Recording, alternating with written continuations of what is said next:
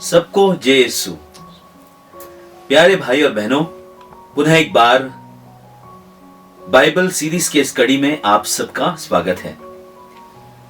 और आज चर्चा का विषय है इतिहास का पहला ग्रंथ, या अंग्रेजी में इसे फर्स्ट बुक ऑफ क्रॉनिकल्स भी कहते हैं। और इस ग्रंथ पर चर्चा करने के लिए हमारे स्टूडियो में आज मौजूद है श्रद्धेय फादर पॉल फलेरा। श्रद्धेय फादर पॉल फलेरा बरेली धर्म प्रांत के एक वरिष्ठ पुरोहित हैं। फादर पॉल फलेरा ने उर्बानी यूनिवर्सिटी रोम से डॉक्टरेट हासिल की है डॉगमेटिक थियोलॉजी में, और उन्होंने कई वर्षों तक संत जोसेफ रीजनल सेमिनरी इलाहाबाद में एक प्रोफेसर के रूप में कार्य किया। तत्पश्चात वो डायसिस में प्रोक्यूरेटर के पद पर कई वर्षों तक कार्य करने के पश्चात अब वर्तमान में वो सेंट मारिया अजुम्ता चर्च काशीपुर के पल्ली पुरोहित हैं और विद्यालय के प्रबंधक हैं। और हमें खुशी है कि आज इस ग्रंथ पर चर्चा करने के लिए वो हमारे संग सत्संचार स्टूडियो में मौजूद है। पुनः एक बार आप सभी दर्शकों की ओर से मैं फादर जी का तहे दिल से स्वागत करता हूँ। धन्यवाद। तो फादर जी, चर्चा को आगे बढ़ाते हैं और पहला प्रश्न मेरा आपसे यह है कि इजराइल के इतिहास के किस काल में बाइबल के अधिकांश विद्वान यानी ठहराते हैं या उनका मानना है कि ये पहला इतिहास का ग्रंथ इस समय पर लिखा गया है? जब इजराइल प्रजा को राजा नेबूकदनेस्सर के द्वारा निर्वासन के रूप में बेबीलोन लाया गया जी, वो उस समय उनकी परिस्थिति अलग थी। और जब वे बेबीलोन से वापस आए और पुनः यरूशलेम के या उनके प्रतिज्ञात देश में प्रवेश करने लगे तो उनको एक ज़रूरत की ये ज़रूरत पड़ी कि किस प्रकार उनका मंदिर का निर्माण या पुनर्निर्माण या उसका शहर की देखरेख या उनको मंदिर के रखरखाव के लिए किस प्रकार उनको रखना है, उसके बारे में लिखी गई है। विद्वानों का मानना है कि ये पुस्तक लिखे एजरा या एक क्रॉनिकल के एक व्यक्ति ने लिखा है।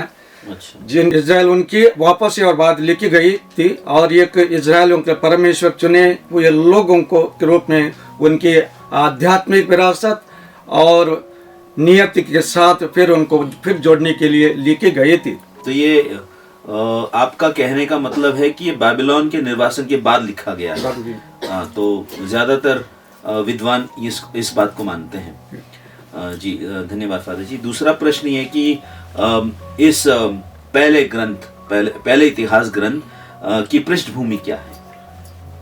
इजराइल जनता लगभग 70 साल बाबिलोन में निवास करने के बाद जी, वे न केवल उनकी विरासत को जानते थे लेकिन उससे भी वे दूसरों से मिले जुए थे और बाबिलोन में, और उनका रहन सहन, उनका संस्कृति और उनका पूजन विधि का दूसरों पर असर पड़ा और उनके ऊपर भी असर पड़ा। जब वे वापस आए यरूशलेम में तब उनको याद आ गया कि राजा दाऊद किस प्रकार ईश्वर के द्वारा बुलाया गया था, किस प्रकार उसको अभिषेक किया और उसके वैभव यश मंदिर का निर्माण ये पूरा पुनर्निर्माण करने के लिए उन्होंने सोचा। और इसलिए यरूशलेम में एजरा के द्वारा ये पुस्तक लिखी गई थी।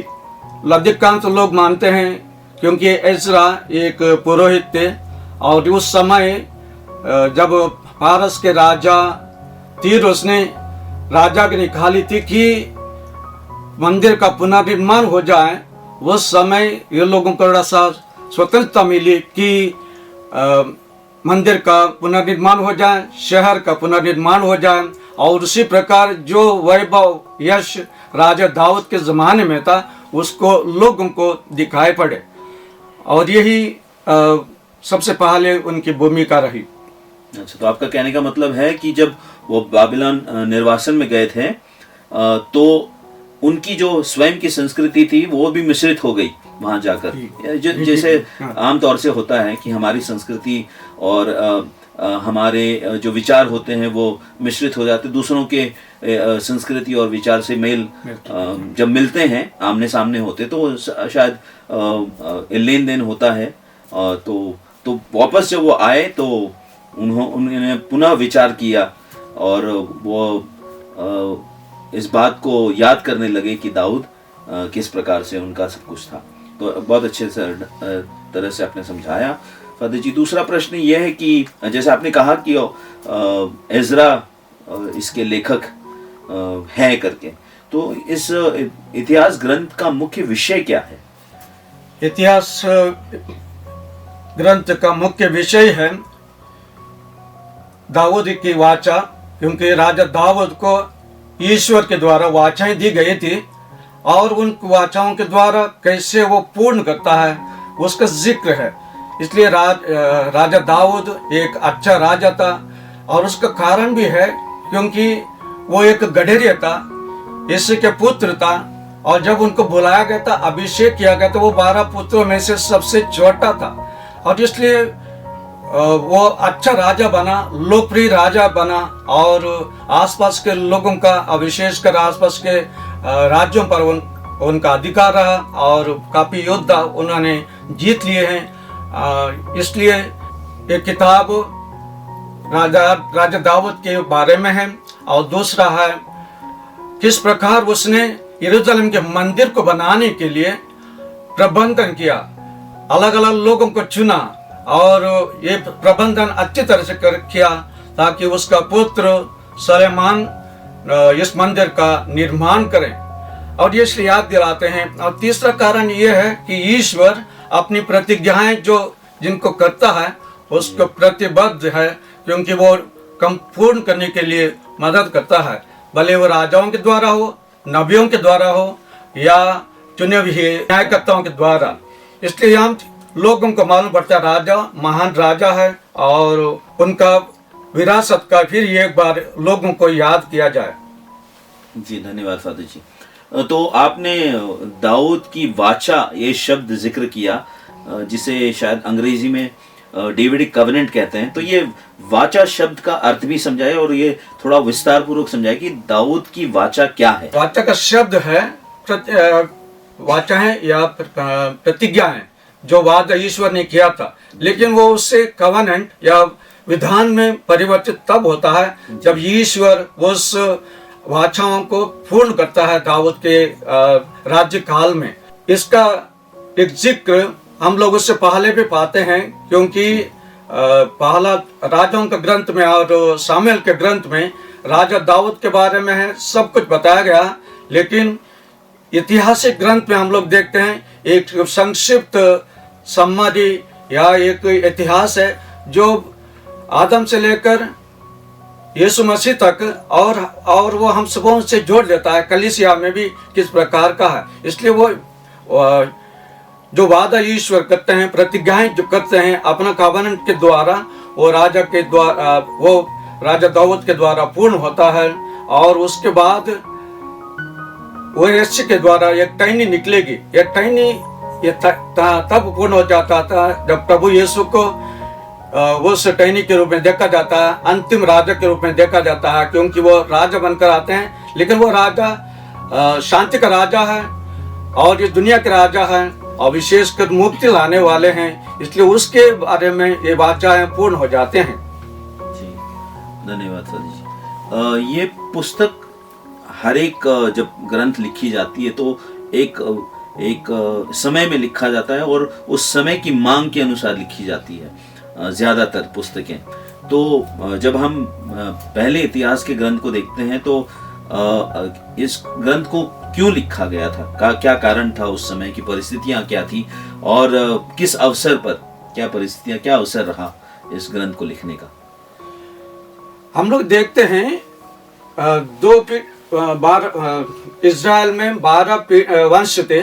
यहूदा और बेंजामिन इज़राइल के एकमात्र जीवित गोंद जो बेबीलोन के बंधुत्व के बाद अपने प्रतिज्ञात देश वापस आए और यरूशलेम में पहुंचे। जब उन्होंने यरूशलेम के मंदिर का पुनर्निर्माण किया, लेकिन कई मायनों में ऐसा लग रहा था कि वे अभी भी निर्वासन में ही थे और इसलिए एजरा अपने अध्याय 9 और 15 में, नेहमाया अध्याय 9 और 32 से 29 तक लिखता है कि परमेश्वर के उद्देश्यों में इज़राइल के स्थान और दाऊद से की गई उनकी प्राचीन प्रतिज्ञाओं को अर्थ के बारे में प्रश्न आने लगे, और इसलिए फिर यहूदियों को याद दिलाना था इज़राइल को किस प्रकार ईश्वर ने चुना और किस प्रकार इज़राइल वासियों को या इज़राइल जनता को लोगों एक राजा दिया, और ये उसको याद दिलाने के लिए ये लिखी गई थी। जी फादर जी। और अगला प्रश्न मैं ये पूछना चाह रहा हूँ कि मंदिर के बारे में बहुत कुछ जिक्र है शायद इस ग्रंथ में, तो इस ग्रंथ के जरिए हमें मंदिर के बारे में क्या बताया जाता है?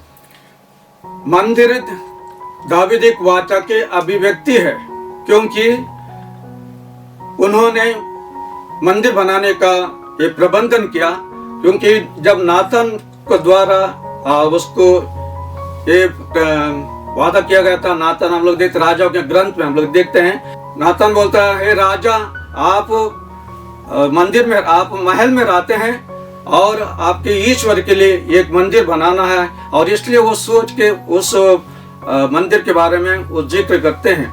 राजा दाऊद ने जब उस मंदिर के बारे में वफादार उत्तराधिकारियों को सुनिश्चित करना चाहा कि पूजा बनाने वाले पूजा को बनाए रखा जाए, और यह भी इमारत को मरम्मत समय समय पर मरम्मत किया जाए, अशुद्धता के बाद शुद्ध किया जाए, और इस प्रकार लेवियों ने पूजा की पूरा व्यवस्था को बनाए रखने में अपना योगदान दिया और अवश्य भूमिका को निभाई। और कई तरह की सेवे लेवी हम लोगों से, जैसे मिनिस्ट्री ऑफ प्रीस्टहुड का जिक्र आता है, जैसे पुरोहित लेवियों के वंश में है, और लेवियों को अधिक ध्यान देने पर दूसरे लोगों का भी थोड़ा सा उनकी योगदान था, वो थोड़ा सा दबा गया था, इसलिए उस उद्देश्य से उसको लिखा और मंदिर का पुनर्निर्माण का कार्य शुरू किया।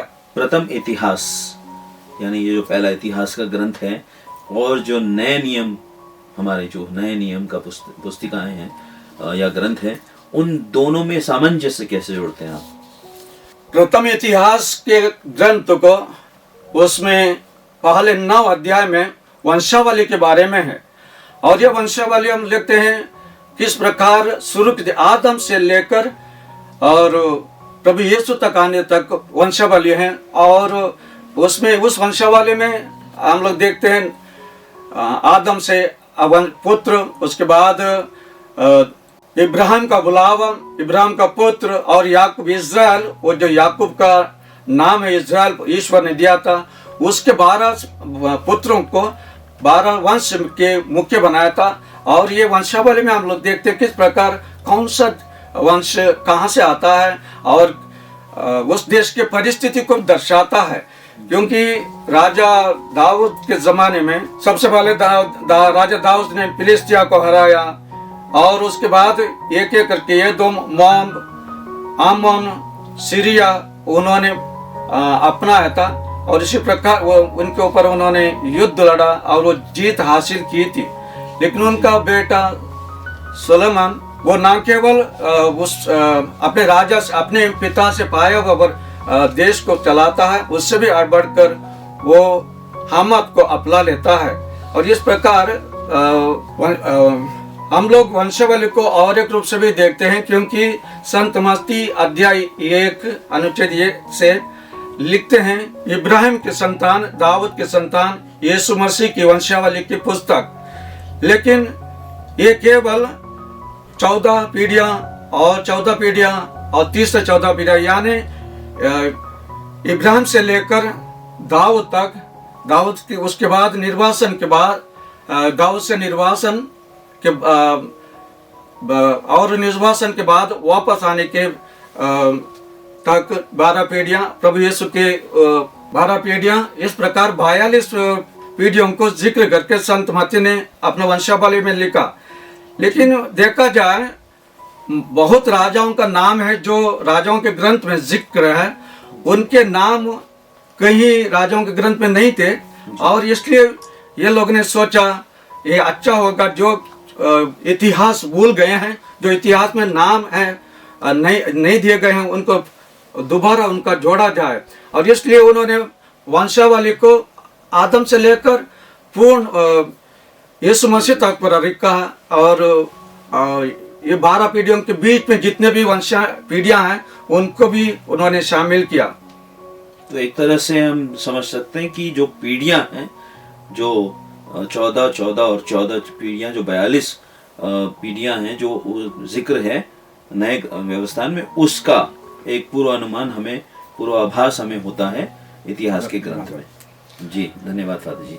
तो अंत में मैं यही पूछना चाहूँगा, क्योंकि आपने इस ग्रंथ को पढ़ा है, इसके बारे में जानकारी आपको है, तो मैं चाहूँगा कि इसके आधार पर, आपके अध्ययन पर, आपके मनन चिंतन के आधार पर आप इस ग्रंथ के माध्यम से क्या संदेश हमारे दर्शकों को देना चाहते हैं? इस ऐतिहासिक ग्रंथ के जरिए सबसे पहले मालूम पड़ता है राजा दाऊद ईश्वर के द्वारा अभिषेक किया गया था, और इसलिए वो एक शेपर्ड या एक गडेरिया था।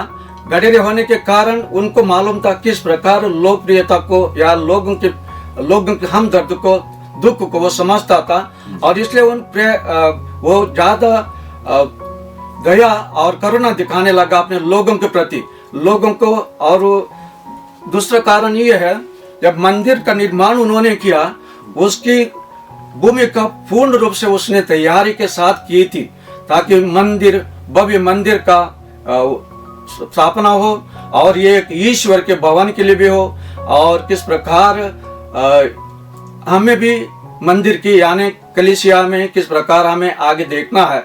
और राजा दाऊद का बेटा जो राजमहल में पैदा हुआ था, उसको लोगों के प्रति उतना आस्था नहीं थी, क्योंकि भले ही वो उनका यश मिस्र देश तक पहुंच गया और अन्य देशों पर भी उन्होंने संधि बनाकर अपना राज्य का विस्तार किया, लेकिन उसके बाद के जो राजा आए हैं वे लोगों के प्रति दया और करुणा नहीं बरसाते थे।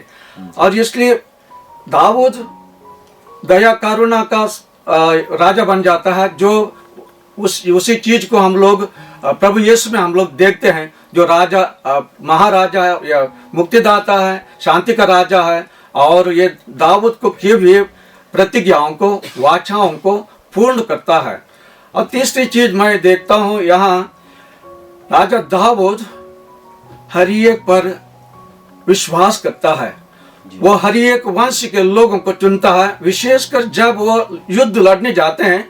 युद्ध लड़ने के जाते समय 12 वंशों से अलग अलग लोगों को उन्होंने चुना और नियमबद्ध रीति से उनको आगे बढ़ने के लिए मदद की है। और अधिकतर सोचते हैं हम लोग केवल कुछ ही लोगों को, चुने हुए लोगों को लेते हैं, लेकिन वो सबों को आगे ले जाता है। और यह कारण है वो राजा दाऊद ईश्वर के द्वारा दिया हुआ वो वाक्यों प्रतिज्ञाओं को पूर्ण करता है और याद दिलाता है ईश्वर की उपासना करनी है, और ईश्वर की उपासना में हमें नम्र बनना है, और इस प्रकार की एक भावना है। तीसरी चीज हमें देखता है, इजराइल प्रजा चुनी हुई प्रजा है, और इस इजराइल प्रजा को ईश्वर ने प्रतिज्ञा की थी, क्योंकि ये चुनी हुई प्रजा मेरे लिए प्रजा बनी रहेगी। और इसलिए जब वापस निर्वासन के बाद वापस यरूशलेम पहुंच जाते हैं, वहां पारस के राजा तीरस के द्वारा वो राजा के निकाली थी, वो उसमें देखते हैं ईश्वर किस प्रकार उस राजा के द्वारा अपनी प्रतिज्ञाएं पूर्ण करता है, और राजा दाऊद जैसे विरासत को आगे बढ़ने के लिए मदद मिलता है। और इसलिए हमें भी ये देखना है ईश्वर किस प्रकार हमें भी उस इतिहास में जोड़ देते हैं जी। और एक कारण है, जब पहला इतिहास के 9 अध्यायों में हम लोग देखते हैं हर एक वंश का वो शुरुआत और 12 वंश, और ये शुरू किया है अब आदम से लेकर आगे पीढ़ियों तक, ताकि उसमें हम लोग देखते हैं ईश्वर ने जो वादा किया है अपने वादों को पूर्ण करता है, और उसमें हमें भी शामिल करता है, ताकि मानव मुक्तिदाता का जन्म कैसे शुरू हो जाए। और इतिहास पुस्तक में एक संदेश हमें भी मिलता है। सबसे पहले सार्वभौमिक छुटकारे का विषय, यानी ईश्वर अपने पुत्र को भेजकर सबको मुक्ति देना चाहता है। और ये मुक्ति तिमोथी के पत्र में हम लोग देखते हैं कि यूनिवर्सल साल्वेशन यानी मुक्ति सबों के लिए है। ईश्वर अपने पुत्र के द्वारा पूरे मानव जाति को जोड़ देते हैं, मुक्ति दे देते हैं। और इसलिए वो ये चीज उस लेखक ने मन में रखते हुए लिखा था कि वो वास्तव में किस प्रकार पूरा मानव जाति की मुक्ति की तैयारी में दाऊद राजा को आगे बढ़ाता है। और ये इज़राइल जनता के द्वारा पूर्ण होती है। और ये कारण भी इज़राइल जनता, चुनी हुई प्रजा, केवल इज़राइल जनता उनके लिए ईश्वर की चुनी हुई प्रजा ना केवल यहूदी हैं, लेकिन यहूदियों के द्वारा ईश्वर सब राष्ट्रों को अपना लेते हैं, बुलाते हैं, क्योंकि ईश्वर अपने पुत्र को पूरा मानव जाति के लिए भेजते हैं, पूरे मानव इतिहास में उसका जगह देते हैं। और तीसरा और अंत है, परमेश्वर दाऊद के द्वारा अपने वादों को पूर्ण करता है। और ईश्वर के बराबर और कोई देव देवता नहीं है, क्योंकि वो सर्वसंपन्न है और पूरे दुनिया का मुक्तिदाता है। और ये वादा इज़राइल लोगों को की गई थी, अभी पूरे मानव जाति के लिए खुल जाती है, पूरे मानव जाति के इतिहास में प्रवेश करता है। और एक संदेश हमें इस पहला इतिहास में मिलता है, क्योंकि पहला अध्याय से 29 अध्याय तक, पहले 9 अध्यायों में हम लोग वंशावली देखते हैं, और उसके बाद 10 में हम लोग देखते हैं शाऊल की वंशावली के बारे में जो जिक्र है। और उसके बाद राजा किस प्रकार मंदिर की तैयारी करता है, वो एक केवल पहला इतिहास वंशावली से लेकर राजा दाऊद तक है, क्योंकि राजा दाऊद की मृत्यु के बारे में अध्याय 29 में लिखा है किस प्रकार राजा शाऊल का सक्सेसर या उत्तराधिकारी बन जाता है। और उसके बाद हेब्रोन में 7 साल वो राज्य करता है, और 33 साल वो यरूशलेम में राज्य करता है। उनके 40 साल के राज्यकाल में, 40 साल के उस उनके राजत्व में जो ईश्वर की योजना उनके लिए रही, वो बहुत ही और एक कारण है, जब दाऊद राजा के बारे में लोगों ने देखा वापस आने के बाद, वे दिखाना चाहते थे कि ईश्वर ने किया हुआ प्रतिज्ञाओं को वो पूर्ण करेंगे। और इस प्रतिज्ञाओं को पूर्ण करने के लिए राजा के बारे में लोगों को जानना बहुत जरूरी है। और इस प्रकार वे पूरे लोगों को एकत्रित करते हैं। और हम लोग राजा दाऊद के पहले इतिहास में हम लोग ये भी देखते हैं किस प्रकार ईश्वर अपनी प्रजा को चुनता है, चुनने के बाद उनको तैयार करता है। और जब वे अविश्वासी रहे, मूर्ति पूजा करने लगे, ईश्वर ने उनको दंडित किया। सबसे पहले यूदा का पतन हुआ, उसके बाद इज़राइल का पतन हुआ। ये केवल 2 वंशों का या राज्यों के जिक्र पहले किया था राजाओं के ग्रंथ में। इसलिए राजा दाऊद न केवल इज़राइल और यूदा का 2 राज्यों के, लेकिन अन्य राज्य भी राजा दाऊद के द्वारा स्थापित की गई थी, और उनके ऊपर उनका कब्जा था। आदम से इज़राइल तक, उसके बाद यूदा, दाऊद की वंशावली, और इज़राइल के दक्षिण के वंश और राज्य, यॉर्दन के उस पार के वंश, और लेवी के वंशावली, विशेषकर लेवी के वंशावली में जिक्र गया। और उत्तर के कुछ वंश और राज्यों का भी जिक्र किया है ऐतिहासिक ग्रंथ में, जो राजाओं के ग्रंथ में उसका उतना जिक्र नहीं किया था। और अंत में राजा शाऊल के वंशावली में हम लोग पाते हैं। और जब राजा दाऊद का वृत्तांत होता है, उसका रेन या वृत्तांत कवनेंट के बारे में देखते हैं, तो राजा दाऊद का अभ्युदय या मंजूसा का स्थानांतरण करना, और जो दाऊद के युद्ध के बारे में और मंदिर के पुनर्निर्माण के प्रबंधन के बारे में पहले इतिहास में हम लोग देखते हैं। और दाऊद के मृत्यु तक पारस के राजा तीरुस जब वो राजा को निकालता है, उस समय यहूदी लोगों को ना तो अपना राजा थे, ना कोई अपना मंदिर उसके उस समय इजराइल लोगों को याद आ गया, हम दूसरे राजाओं के गुलामी में हैं, हमें अपना ही राजा चाहिए और अपना ही ये मंदिर चाहिए और इसका निर्माण करते हैं। लेकिन उस समय यहूदियों के लिए वो राजा ना होने के कारण जो बेबीलोन से जो निर्वाचित किए गए थे वहां से लोग वापस आए। वापस आने के बाद उनमें से जो मूल यहूदी थे उनमें से उन्होंने चुना मंदिर की देखरेख के लिए, और उसके विशेषकर हारून के वंश में और लेवियों के वंश में उनको आगे बढ़ने के लिए अलग अलग जिम्मेदारी दी गई थी। जो पहले राजा के द्वारा जब इजराइल प्रजा थी वो सुकुशल थी, लेकिन जब वे निर्वासन के समय उन्होंने ये अनुभव किया कि वास्तव में वे गुलामी में हैं और उनका कारण ये है कि वो ईश्वर के प्रति वफादार नहीं रहे, वो ईश्वर के अन्य देवताओं की मूर्ति पूजा करने लगे, इसलिए यूदा का पहले इजराइल का पूरा पतन हुआ। द टाइमलाइन या समय की रेखा जो है राजा दाऊद से शुरू हो गए थे, वो ईश पूर्व 1010 से शुरू होता है और 971 में खत्म हो जाता है। लेकिन जब निर्वासन के बाद लगभग 500 से ज़्यादा साल जब उन्होंने देखा कि राजा दाऊद के उस यश को उन्होंने देखा और अभी 931 में इजराइल देश का विभाजन हुआ था और 722 में इजराइल का पतन हुआ और 586 में ईशपूर्व 86 में यूदा का पतन हुआ। और इस प्रकार वे निर्वासन में गुलामी में अनुभव करने लगे कि ईश्वर किस प्रकार वो बचाना चाहता है।